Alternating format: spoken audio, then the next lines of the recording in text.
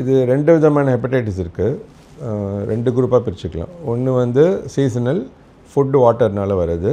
அந்த food and water contamination rainy சீசனில் தான் அதிகமாக ஸ்ப்ரெட் ஆகும். ஏன்னா நிறையா கண்டாமினேஷன் ஆகுது ஃபுட்டில். ஸோ நம்ம பர்சன் ஹேண்ட்லிங் த ஃபுட் அவங்க பாடியிலேருந்து கண்டாமினேஷன் ஆகும். ஸோ இப்போ எனக்கு ஹெப்படைட்டிஸ் ஏ இருக்குது, ஐஎம் ஃபுட் ஹேண்டில் பண்ணுறேன், நீங்கள் அதை சாப்பிட்றீங்க, அப்போ உங்களுக்கு வரும். எப்படி கம்யூனிகேட் ஆகுது டாக்டர்? ஸ்னீசிங் ஹேண்ட் ஹைஜீன் தான்.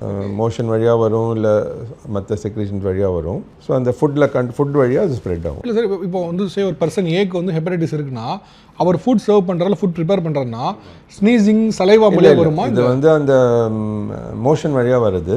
ஓகே. ஸோ அவங்க ஹேண்ட் ஹைஜீன் அது மாதிரி. ஸோ இது மாதிரி தான் வரும். சலைவா வழியாக ஸ்ப்ரெட் ஆகுது. சலைவா வழியாக வருது. இதனால வரது ஹெப்படைட்டிஸ் ஏ, ஹெப்படைட்டிஸ் இ. ரெண்டு இதனால வரும். ரெண்டும் இதனால வரும். ஓகே. ஸோ இது ஜாண்டிஸ்னு காமனாக பார்க்குறது இதனால தான். ஏக்கு தடுப்பூசி இருக்குது, இப்போ எல்லா சில்ட்ரனுக்கும் போடுறாங்க. ஈக்கு இல்லை, இருக்குது but not very effective.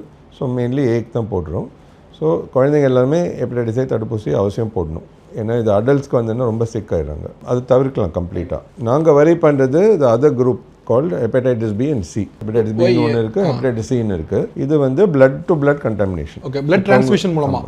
Transfusion மட்டும் இல்லை, so many other ways. So that's what I want to tell the public.